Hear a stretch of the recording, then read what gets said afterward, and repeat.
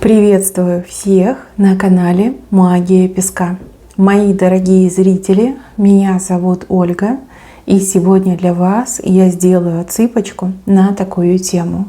О чем вам важно узнать заранее? Что такое будет с вами происходить, о чем вам необходимо узнать уже сегодня, прямо сейчас, когда вы открыли это видео. Загадайте, пожалуйста, на себя, и пусть важная и нужная информация вам, мои хорошие, откроется.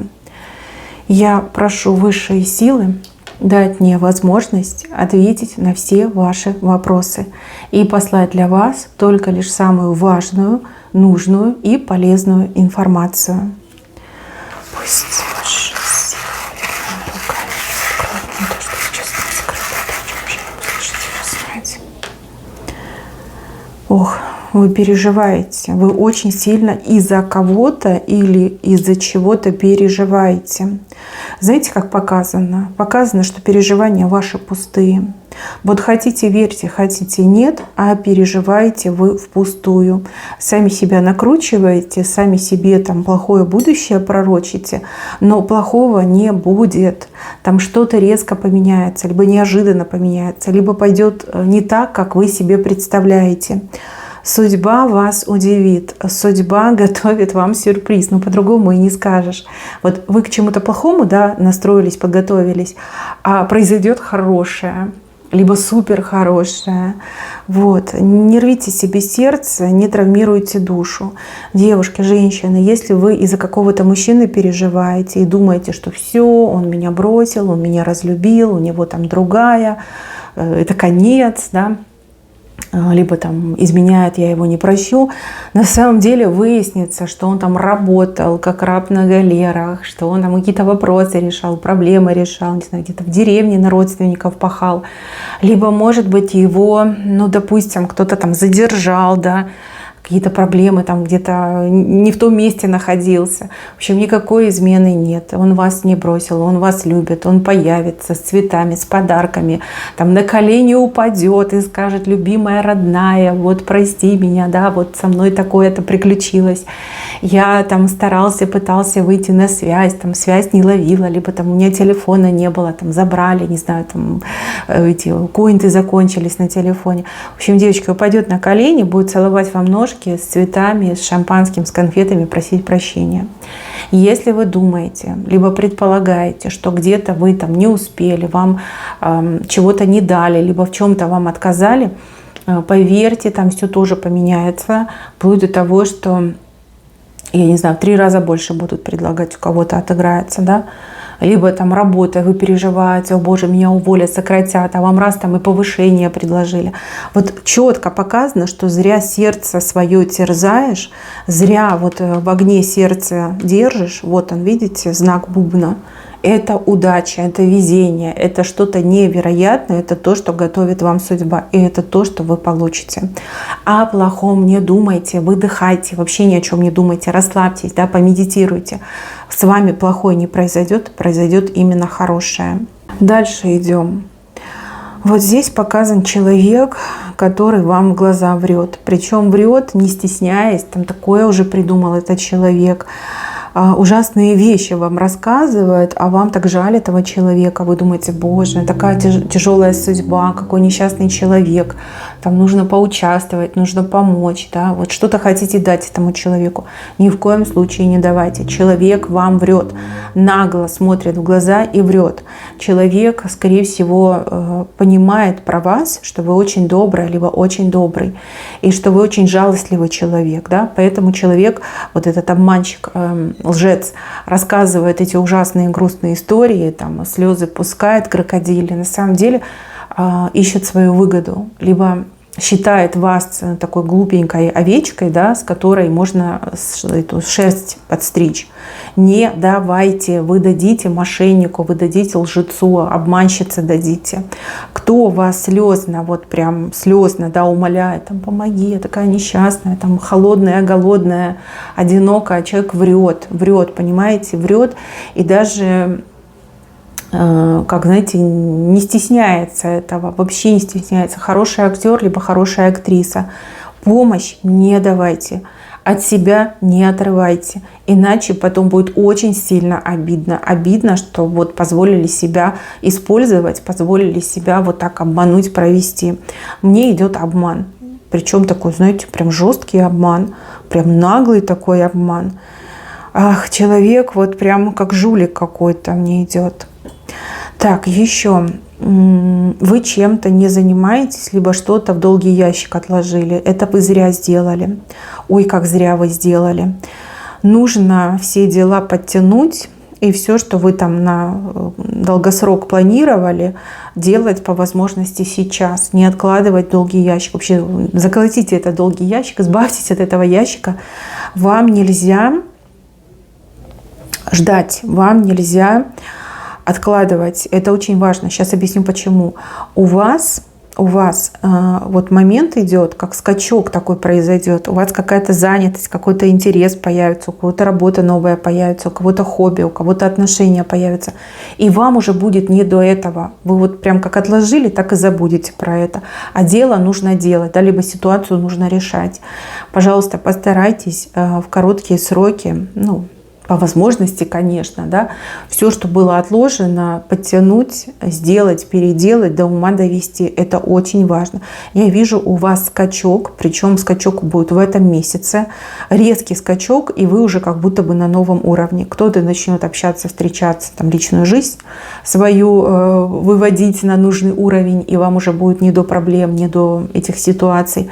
А кто-то, например, вот интересную работу найдет, а кто-то хобби какое-то, вот с головой прямо идете, вам уже будет не до этого. Вот.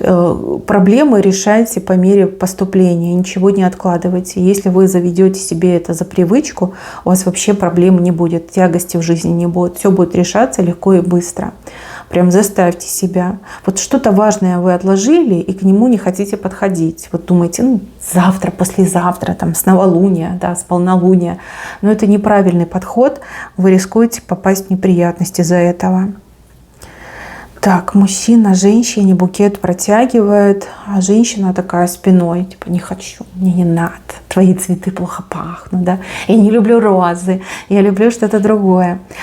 Девушки, женщины, зря, ой, зря, очень даже зря. Здесь мужчина вам еще пригодится, причем пригодится в очень сложной и скользкой ситуации. Вот без этого мужчины эта ситуация нерешаема. Не обижайте его отказом. Да? Вы всегда можете принять этот букет, но при этом сказать, что вот, подумать надо, да? Давай там побудем друзьями, либо, что-нибудь придумайте. Да? Не отказывайтесь от его цветов, не отказывайтесь от его приглашений и предложений, потому что именно мужчина вам этот пригодится. Только он может в будущем спасти вашу ситуацию, либо выправить какие-то вещи. Да? Вот это будет в его силе, в его власти. Сейчас вы его так безобразно посылаете, да, отвергаете, спиной к нему поворачиваетесь. Но когда он будет вам нужен, вы такая, а что делать? Да? Локти кусать? Да? Теперь он уже не придет, потому что я его обидела. Почему-то вот идет мне информация, как это поговорка, да, не плюй в колодец. Да? Не плюйте, пожалуйста, в мужчин. Не надо так жестко их отвергать, блокировать не надо. Можно как-то более лайтово это все сделать. Этот мужчина вам очень сильно пригодится. И если вы думаете, почему он меня преследует и никак от меня не отстанет, потому что он вам нужен, он вам в ближайшее время пригодится. Поэтому давайте немножко как-то с ним помягче. Так, еще разговоры. Ходят разговоры по поводу вас. Это не сплетни, но эти разговоры, в них очень много выдумок. Да? Надумано, придумано, за уши потянуто. Эти разговоры идут от женщины. Женщина, с которой вы то ли в родстве, то ли в семье, то ли вы с ней близки. Эта женщина любит вас, она вами восхищается. Вот она про вас вот эти все байки и травит. С одной стороны, да, это классно, она вас расхваливает, она делает из вас супергероя, либо супергероиню. Мужчина и женщина одинаковые предсказания. Но с другой стороны, из-за этих разговоров люди особо впечатлительные, такие, знаете, с маленькими сердечками серенького цвета, они начинают очень сильно завидовать. они перестают спать, они перестают есть, они перестают, я не знаю, чем-то заниматься. Они вот сидят день и ночь и думают о вас и о том, что вы такая супергероиня, либо такой супергерой. Думают, да как же так, да? А почему у меня нету, да? Почему мне такое не дано? Зависть. Из-за вот этих разговоров идет зависть.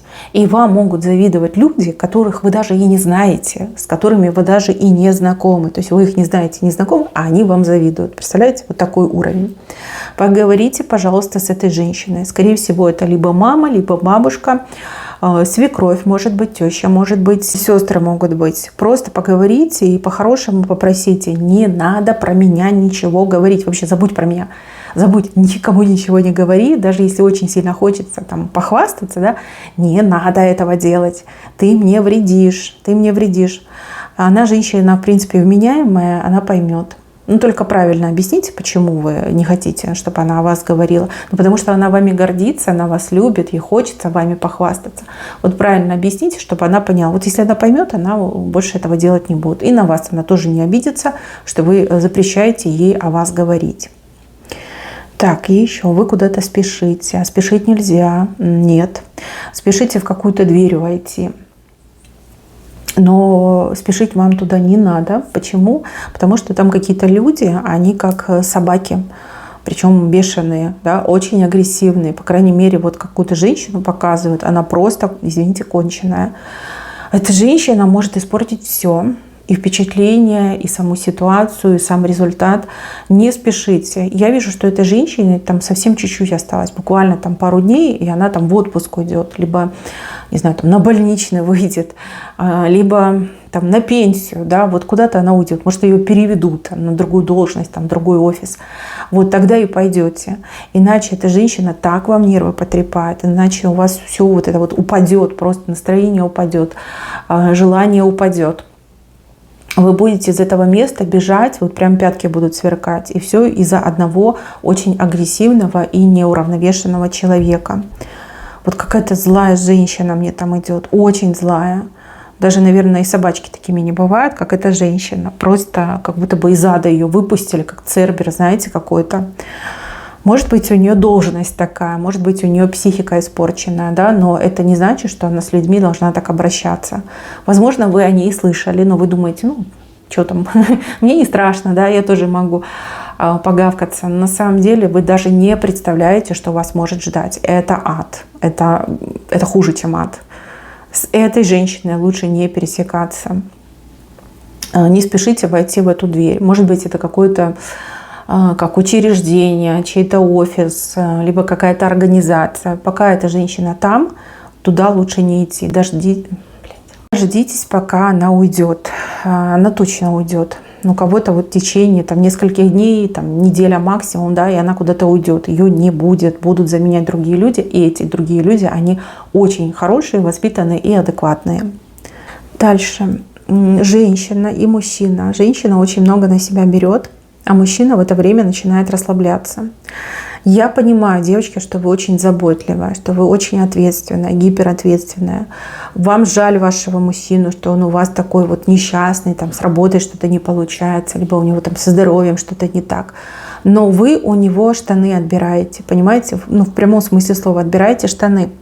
Вам, конечно, штаны идут, но это не значит, что вы должны в них ходить. Не надо показывать, что вы все можете сама, что вы все сама умеете, что вы можете и приготовить, и заработать, и детей на ноги поставить, и в чистоте дом содержать, и еще там какие-то подработки иметь. Не надо этого всего. Вот этот фанатизм, понимаете, он ни до чего хорошего не доведет. Мужчина начнет баловаться, мужчина начнет с ума сходить от скуки, от вседозволенности, от того, что у него рядом такая крутая, сильная женщина. Сначала он будет вами восхищаться и говорить вам: спасибо тебе, моя родная, любимая, ты такая у меня крутая, таких, как ты, больше нет. А потом, девочки, он будет требовать и говорит: ты должна, ты обязана, да?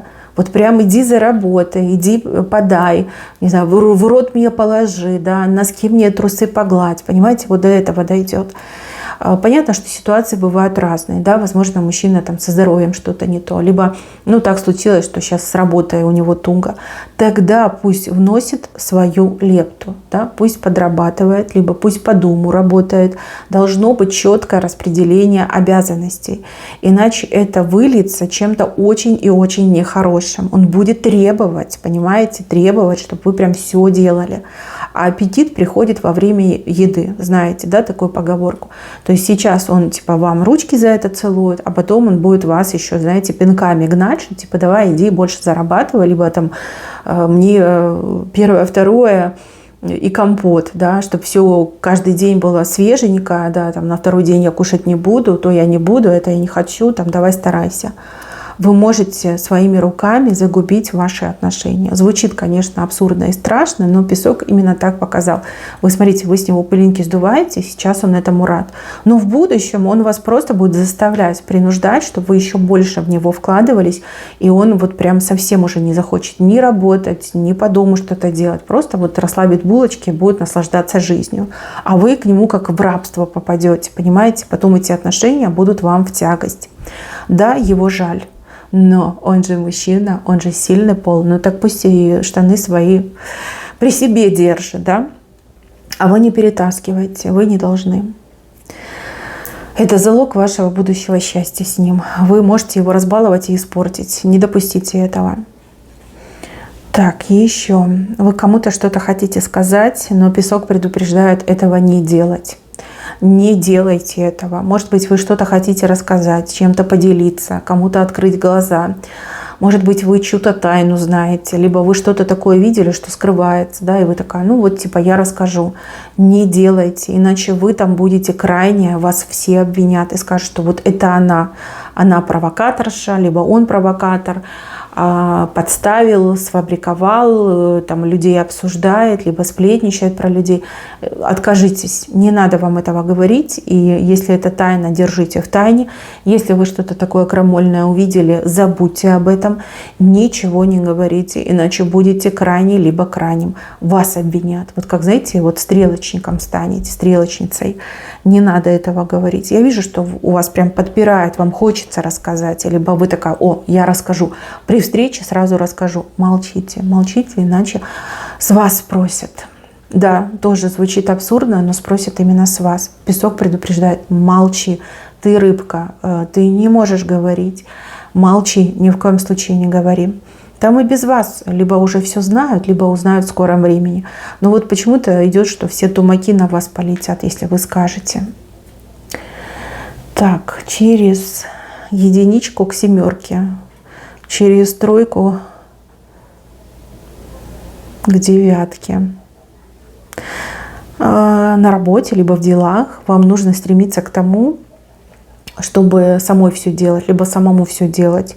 Не полагаться на помощь других и также никого не привлекать. И если кто-то сам будет привлекаться, там, подходите, говорить, давай там объединим усилия, вы говорите спасибо, не надо, я сама, либо я сам. Вы станете успешной, либо успешным только когда надеяться будете на себя. И никаких лишних людей с вами рядом не должно быть. И если вы идете через тройку, тройка это коллектив, это люди, которые вас окружают, вы вместе делаете. Если через тройку, то девятка. Девятка это вас там просто запинают, да, вы будете у всех там на подхвате, вы все для всех будете делать, а распределение, например, результата будет абсолютно нечестным. Вам там 5%, а 95% вот этим другим людям. Либо вообще люди могут ваше к себе, к своим рукам прибрать и сказать, что ты тут лишняя, типа пошла вон, либо пошел вон. Это наше дело, это наш бизнес, это наша работа, а ты здесь вообще не при делах, да, ты никто и звать тебя никак.